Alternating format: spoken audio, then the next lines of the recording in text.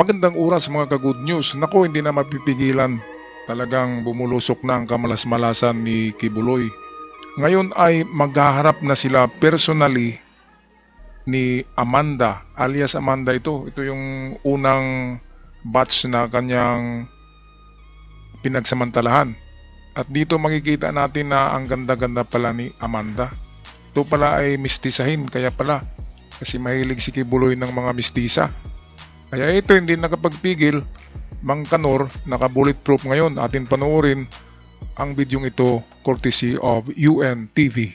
Limitado lamang ang ibinigay na detalye sa atin ni alias Amanda at gayon din ang kanyang mga abogado kaugnay dito sa sinasabing ngang mga nakaranas din ng kaparehong pang-abuso sa kanya.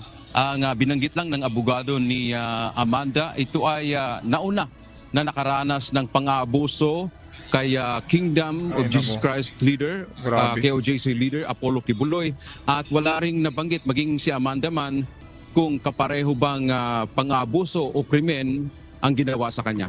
Sinayang lang ni Kibuloy yung trust sa kanya ng kanyang mga innermost circle. Mansakin nyo ang ganda-gandang mga babae ito, tapos lalapain mo lang. Dapat ligawan mo ng sakto. Yung pakasalan mo, asawahin mo kung gusto mo. Kasi single pa naman si Kibuloy hanggang ngayon. Kasi wala siyang pinakasalan kasi nga may sakit sa babae. Gusto niyang gusto niyang syutain lahat ng maganda. Kaya yan, ito bumalik sa kanya ngayon ng karma. Ang dami-daming nagreklamo na sa kanya ngayon. Lumalantad na lahat, halos lahat. Siguro 50% ng kanyang mga na biktima ay nagsampa na ng kaso. Kumonsulta na sa PNP at sa iba pang branch ng gobyerno natin na pwedeng magsulong ng kanilang mga kaso. Ito si maganda rin tong attorney ni dalawa pala itong attorney ni alias Amanda. Matapos ang ilang taon, muling nakaharap ng biktima na si alias Amanda, si Kingdom of Jesus Christ o KOJC leader Apollo Kibuloy kaninang umaga. Sa pagkakataong ito, hindi na sa loob ng KOJC compound sa Davao City, kundi sa korte kaugnay sa reklamong qualified human trafficking na isinampa niya kay Kibuloy at 5 iba pang akusado. Ito, naka-bulletproof si Kibuloy at naka-helmet pa. Bakit natatakot tong taong ito? Isabi niya, immortal siya. Hindi siya tatabla ng bala. Anak siya ng Diyos. Bakit matatakot ka? Dapat tularan niya si Kristo. Yun ang idol niya eh. Tularan niya, papako siya sa krus. Numero 10 na pako yun eh, mahaba. Papako siya para magkatotoong Kristo talaga siya at anak ng ano bang klaseng yan? Anak. Appointed son daw. Kaya ayan nakakahiya yan. Kung ako, tatalon na lang ako sa building niyan. Hindi na ako laking kahihiyan yan. Tatalon na lang ako sa pangpang o kaya magbigti ako kung ako yan. Kasi buong mundo Tapos lilitisin ka pa doon sa Amerika. Nakakahiya. Dapat nga, pinanindigan niya yung hindi siya susurinder. Sabi niya, dadanak ang dugo. Hindi siya susurinder, hindi siya papahuling buhay. Dapat panindigan niya yung mga sinasabi niya. Talagang sinungaling kung ganun, di ba? Walang amor proprio. Walang paninindigan. Ngayon, anong tingin sa'yo ng mga membro mo? Ang liit-liit mo na, ang liit, mabaho ka pa sa tayo ng aso. Kasi sinungaling ka at nagpapahuli ka. Hindi ka tumayo sa iyong mga sinasabi. Kaya dito malalaman na isa ka lang ordinaryo na tao na sinungaling. Ito, naka-bulletproof takot sa baril June, dahil hawak na nga ng mga otoridad ang religious leader, nanawagan si Amanda sa mga kapwa niya biktima ng pang-aabuso umano ni Kibuloy na lumantad at maghain ng reklamo. Ayon sa mga abogado nito, may mga iba pang biktima at complainant dati na nauna sa kanya na hinaras at bigla na lang umanong naglaho at hindi na nila alam kung ano ang nangyari sa mga ito. Ayan, merong isiniwalat dito yung isang Colonel Makaranglan, ano ba yun na apelyido sa Davao, na meron daw mga tirador itong si Kibuloy. Merong mga hitman ito, tinatawag na Death Angel or Angel of Death. Yun ang kanyang mga mga tirador, nahahabol sa mga titiwalag na katulad niyan, magagandang babae. Yung iba nawawala pala. Kaya dapat anuhin din yan. Imbestigahan kung paano nawala o nakikita na bang mga yun o hindi pa. Para idagdag yun sa kaso sa kanya para hindi na yan makalabas yung ano na yan. Grabe na tao yan. Sa history of the Philippines, yan ang public enemy number 1. Sa history ng Amerika, isa siya rin sa pinaka most wanted ng FBI. Kaya grabing kasalanan talaga ang taong ito. Nako. Gusto kong maawa pero hindi na lang. Kasi hindi siya tumayo sa kanyang mga sinasabi na hindi siya pauuli ng buhay, magtatago siya. Dapat ginastos niya yung lahat ng pera niya para gagawa ng tunnel papunta sa sa innermost. Mahilig siya ng innermost circle Papunta siya sa innermost part of the earth. Doon tatago siya doon sa sa ibang bansa yung gawing niyang tunnel. Dapat katulad kay El Chapo sa Mexico, di ba? Hahaba ng tunnel na ginawa noon. Kaya nang ka-eskapo.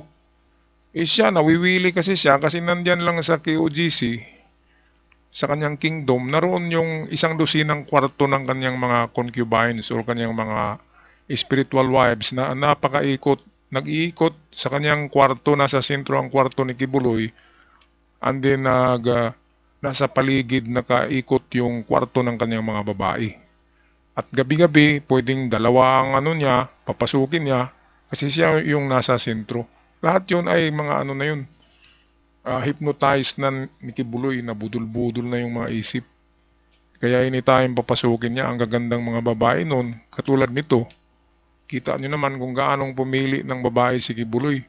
Yan kasi mayroon siyang bugaw, yung tinatawag na Jacqueline Roy. Yun ang kanyang naghanap ng magaganda, and then ipapakilala sa kanya, and then bubulagin sa pera, bigyan ng malalaking halaga para aamo, and then nandiyan na, inner circle na. Kanyan lang yan. Basta't maganda, mistisa. Okay, atin na pagpatuloy itong balitang ito. Kahapon pa yata ito nangyari, bagong-bago na. Bibigyan natin ng reaksyon. Nandito na po yung kaso. Sana po yung ibang biktima lumabas at maglakas ng loob. Sa sobrang tagal ng panahon na nandito ako, hindi po ako bumitaw. Lumapit kayo sa Department of Justice para matulungan namin kayo. Diyon kaugnay ng development ngayon sa kaso laban kay Kibuloy, malakas ang paniniwala ni Amanda na makakamtan ito ang hustisya sa ginawa sa kanya kahit 10 taon na anya ang nakararaan. Inabusoan niya sa Kibuloy. Parang si ano bang tawag diyan na klaseng comic character? Bakit takip ng muka? Nahihiya ba? Dapat angkinin mo na yan. Angkinin mo na talagang ganyan ang mangyayari sa iyo kapag susurinder ka, kasi ang dami mong kaso. Ang daming haharapin mo ngayong kaso. Nandyan sa harap mo yung mga nilapastangan mong mga babae. Kaya talagang ninipis ang mukha mo dyan. At yung pera mo, wala nang magawa dyan yung pera mo. Kaya dapat kasi uminom ka lang ng yung pampatulog, di ba? Hindi ka nagpapahuli ng buhay. Kasi nakakahiya. Ganyan, wala kang wala kang paninindigan. Idol mo pa naman ang mga Muslim, di ba? Sa Japanese, mayroong tinatawag na harakiri.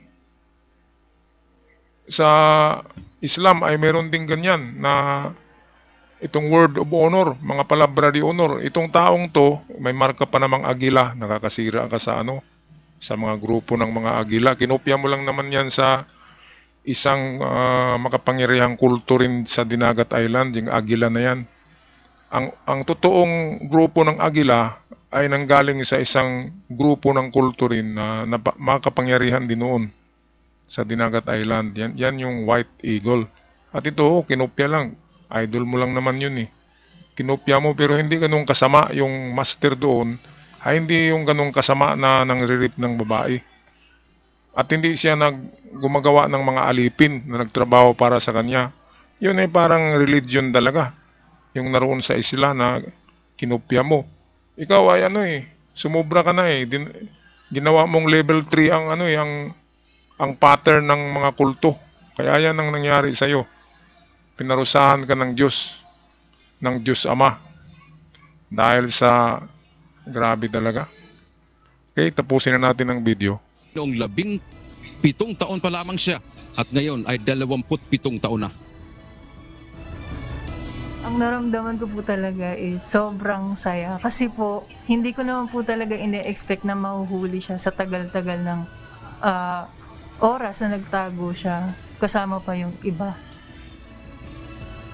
Ayon sa mga abogado ni Amanda, walang politikang sangkot sa kasong ito. 2019 pa nakahain ang reklamo sa DOJ at ulit-ulit na dinismiss ng piskal sa Davao. At sa ilalim na lang anya ng Marcos administration, nagkaroon ng desisyon na iakyat ito sa korte. Paano hindi mangyaring i-dismiss palagi yan? 2018, sinong nakaupo na presidente? Di ba? Hanggang 2021, protektado si Kibuloy dahil sa kumpadre niya yung presidente, di ba? Klarong-klaro naman yan. Kaya dismiss yung lahat ng kaso ng nag-ano sa kanya noon. Kaya protektado talaga siya noon. Ngayon sa pag-upo ni PBBM.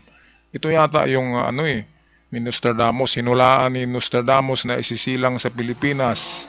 Isinilang na sa Pilipinas at magiging leader. Ang taong magpapaangat, magpapasikat muli sa Pilipinas. At yan ay walang iba, si PBBM yan. Kaya ito, dinala na sa hustisya ito. Nasa hustisya na. Kaya antayin na lang natin ang mga mangyayari dito. Kaso lang, natulog lang sa DOJ under the previous administration. Kaya sabi ni Attorney Domingo, paano maging politically motivated na final namin under the previous administration. Ang Department of Justice naman ay handang tumulong kay Amanda kahit na pagdating sa proteksyon tulad ng pagsasailalim sa kanya sa Witness Protection Program o WPP.